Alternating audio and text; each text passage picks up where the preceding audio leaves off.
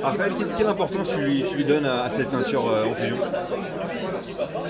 C'est quand même une organisation internationale reconnue qui bouge bien en Europe et surtout que la valeur elle dépend surtout de l'adversaire et Diogo, moi je trouve que c'est un bon adversaire et puis en plus ça a l'air d'être quelqu'un de très sympa, donc moi je suis très enthousiaste pour ce combat.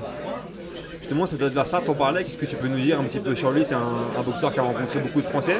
Tu as pu un petit peu regarder ses combats? Oui, j'ai regardé un petit peu, pas trop non plus.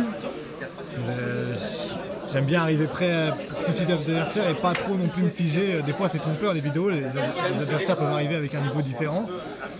Et sinon j'ai étudié un peu, oui c'est un boxeur technique, mais courageux quand même. Non, moi je pense que ça va être un beau combat, c'est un combat qui me plaît. Tu disais c'était un mec sympa, on vous voyait un petit peu rigoler tous les deux. Justement, ça fait plus plaisir de boxer comme ça, ou au contraire ça enlève un peu de niaque, de mort peut-être? Non, moi pas du tout, la boxe j'ai aucune émotion négative, sur la boxe au contraire c'est un plaisir. Donc moi je préfère quand ça se passe bien comme ça, quand les adversaires sont respectueux et se prennent pas au sérieux, je préfère. Ton dernier combat c'était en juin. Oui.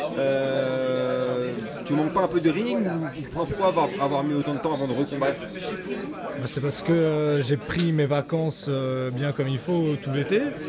Et au retour, j'aurais dû boxer à plusieurs galas, mais finalement, ils ont été annulés ou alors Nordine n'a pas trouvé les conditions qui lui convenaient.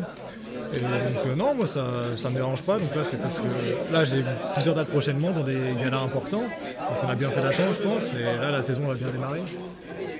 Les règles sont un peu spéciales, c'est du K1, un peu Muay Thai, c'est des règles dans lesquelles tu te sens bien? Si c'est comme la dernière fois, c'est clairement du Muay Thai sans les coudes. Il y avait droit à toutes les saisies au corps à corps qui laissaient à volonté. Donc moi ça me convient très bien.